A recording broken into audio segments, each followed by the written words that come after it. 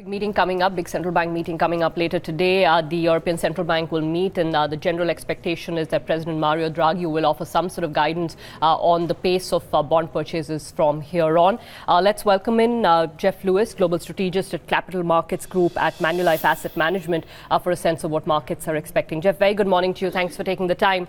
What is your own expectation of the numbers that may emerge in terms of asset purchases from here, the trajectory, and how soon you'll see it wind down? The ECB is not going to be in a hurry. There's still a lot of excess capacity. Although the economic data in terms of PMIs, business and consumer sentiment is very strong. So I think what we'll see is a gradual start to the taper, and I think that's what the markets are expecting.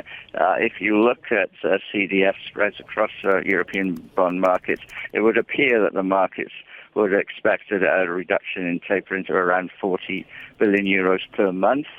If you looked at the scarcity of bunds, you could justify something lower than that, but I don't think we'll see the ECB in a hurry. I think we'll see them engage in a mild taper, so I don't think that's going to have a huge impact on markets after the meeting. I think that's pretty much what the market is looking for. So anywhere between 30 to 40 billion euro would be acceptable to the markets. But if you get, say, a 25 billion monthly purchase number, would that be seen as faster sort of taper down than what had been anticipated?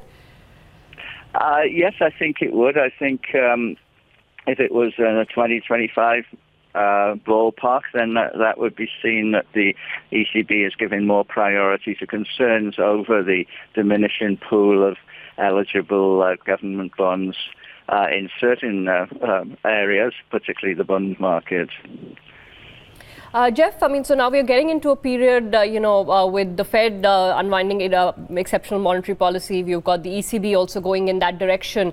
The market seems fairly sanguine that this will all go through smoothly. I think, as the Fed has said, it'll be like watching paint dry. You equally sanguine? I think the Fed has explained its position fairly well, and it is such a very gradual unwinding. And given that most economists, most empirical research suggests that QE perhaps brought down long-term bond yields by 100 basis points, what we should get is maybe 70 basis points reversal over that over a number of years.